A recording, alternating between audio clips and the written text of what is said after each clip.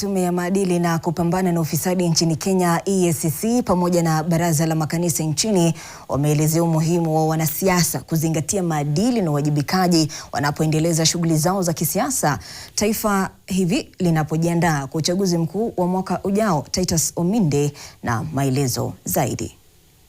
Huku maandalizi ya uchaguzi mkuu wa mwaka 2027 yakiendelea kushika kasi, wadau mbalimbali wanaendelea kutoa wito kwa husika kudumisha maadili mema wakati na kabla ya uchaguzi husika.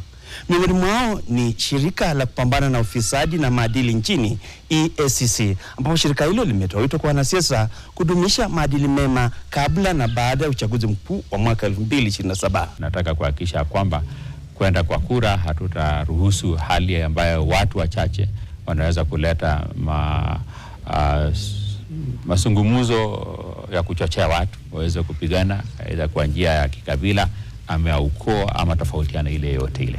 Kanisa inatetea amani kwa kila mmoja. Mnyonge awe pia na nafasi ya kupiga kura na kuwa na usemi wake. Na unapokuwa na usemi, isikuwe usemi ya kuchochea watu kupigana ama kutenga watu kutoka mahali moja hadi nyingine ndio upate nafasi ya kupata watu ambao unasema hawa ni wangu ama chama hiki ni cha upande huu.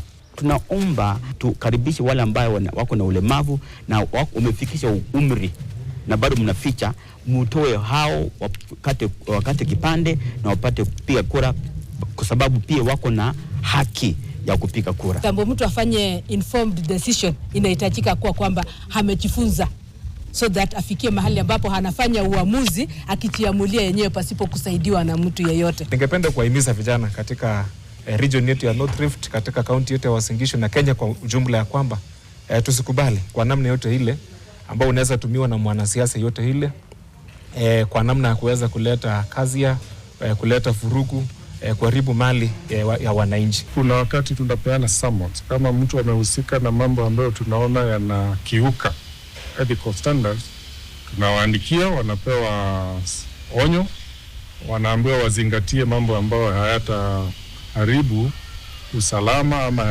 hayatakiuka maadili. Nikiripotia NTV mashinani kutoka kaunti ya Uasin Gishu, mimi ni Titus Ominde.